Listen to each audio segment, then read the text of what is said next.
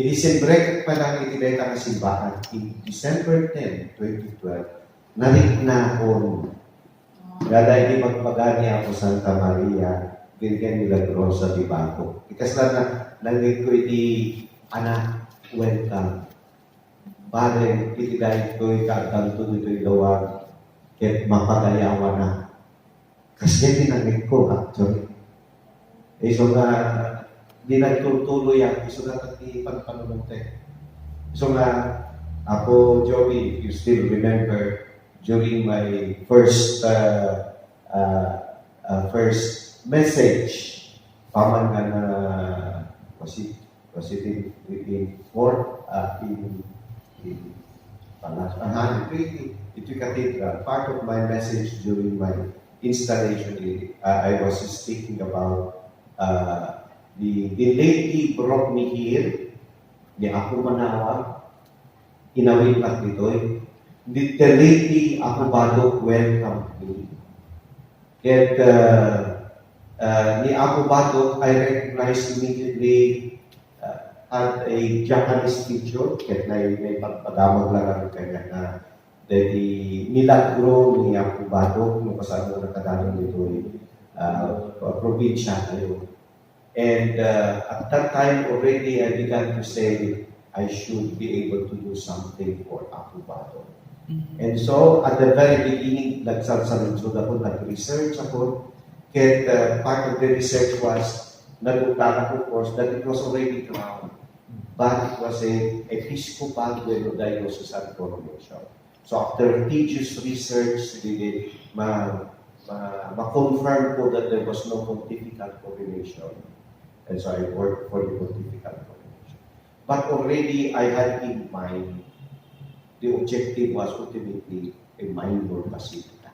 Sumalunsod from DZRL, si Joey Kiao. Good morning ako.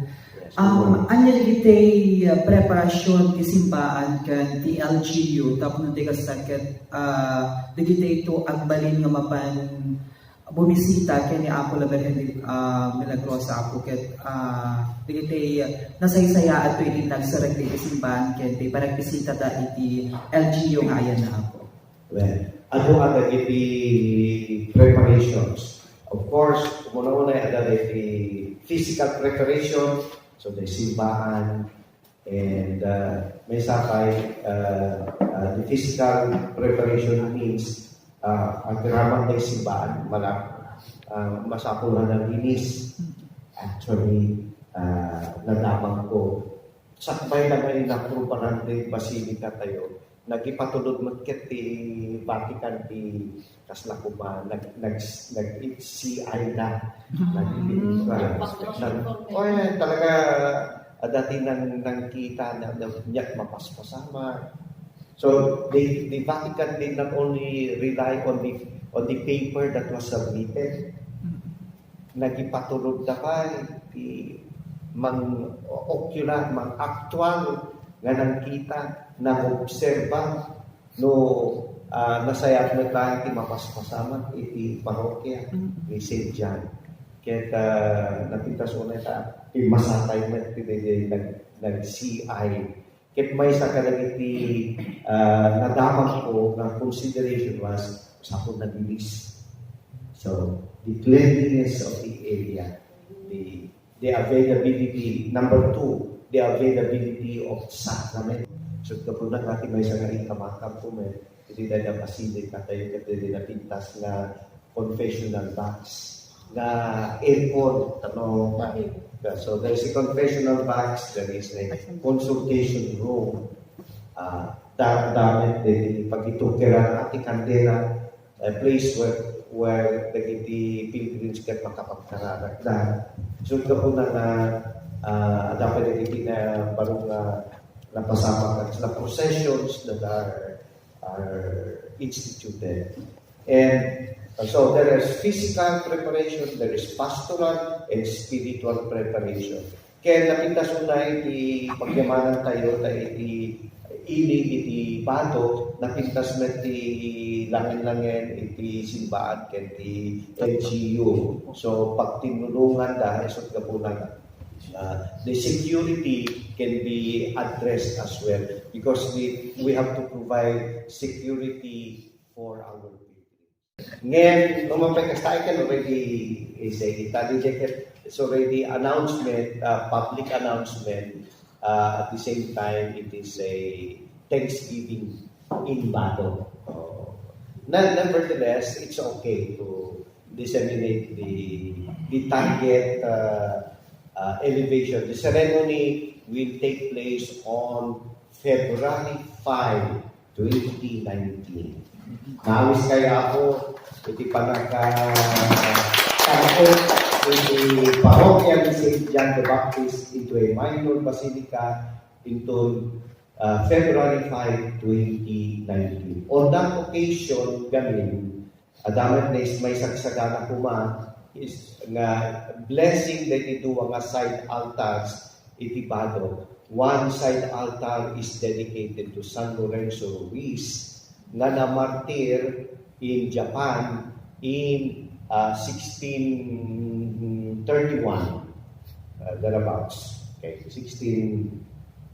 about the time 1631. The other side altar is a side altar of Blessed Justo Takayama, Okun Takayama, who was a martyr, who is a Japanese samurai na namartyr. Talaga natin ay sa kahagan na kaingin. Tadi, hindi political coordination, talaga na pinabawal yung pagkakisagana na i-expectahan na sampai pinakatulong ng tao. So nga, parking, park rooms, kaya kasama hindi yung na physical preparation na ramitan. Kaya hindi po naag-host ko na,ag-host di Kristati. So di ka na nauna natin ilumlungan ng natin di karoon namin tumatulong ang barangay, hindi pa nang tatayo na yung kinakupirin ng Rusa, hindi na po tayo sa Kristo, as ari, so na itirin na 2019, bale, buwang po nga nagpunakaroon ng selebrasyon, di ba nang parang tayo sa tayo kinakupirin ng Rusa, na po sa Maria, itirin na po tayo sa Kristo, as ari sa nagabuman, so na iti 2019, maparaming di atensyon, aming nakataw, iti bago unang pagkawalan. Kunada, may cast of thousands manan medyo at tigil-tirat masita. Already sure, ni Cardinal Agabo Japan, Cardinal Maeda. Ni Apo Cardinal Quevedo, kaibigan tayo, is also coming. Kaya pagparasik na kita ito pa schedule ko kung naman ni Cardinal Chito Tagle. And originally, kung naman that schedule ko, iso tigang inubnubena kini ako milagrosa nga mayornos na di kalendaryo na mamayaan.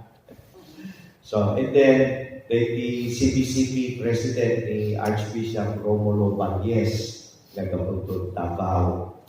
And then, of course, umayman ni Apostolic Nuncio to the Philippines, ni Archbishop Gabriel Gatsia.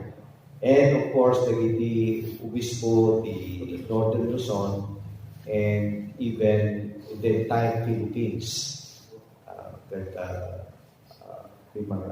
Nagroon natin mapasama immediately kalpasan iti CBCP Plenary Assembly ni Obispo. So, mga napintas nga narigat. Siyempre, nagrigat kayo sa ngayon nagriado. Nga at least we will have already some key significant prelates and then we will be, of course, inviting dignitaries with ating probinsya and national. ABS-CBN. Good morning po, Bishop. Good morning. Ano po ba yung parang makikita symbols kapag minor basilica na po yung isang simbahan? Ano po ba yung benefits or blessings na nakuha ng mga magsisimba sa isang basilica? Yeah.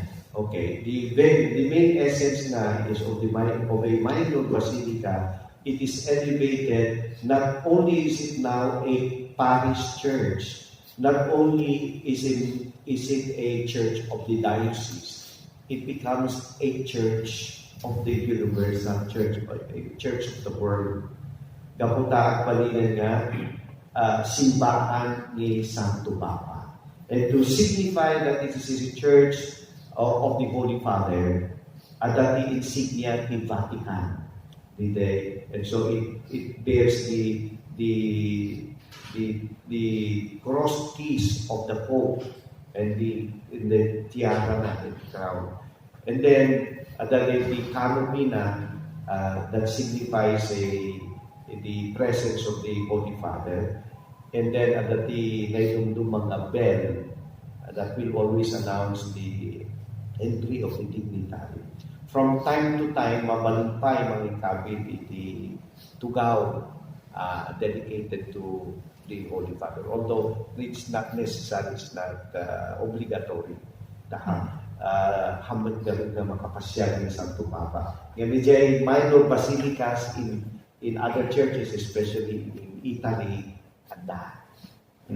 Who knows, nung makaramit nakati dito gawin niya ako Santo Papa, next project lang sumarunong kasi kita rin ni Santo Papa dito basot kaya. Sumali pa nga sa lusod, idano ni Ed Martinez of Radio Pilipinas. Ako Bishop, ang baliton nga Minor Basilica hindi bago. Malayo na kanya pati matuto kanina bilang di misa. Kakasura na kita yung Minor Basilica kaya malayo na lang ako pa tayo diyan. And necessarily, when you open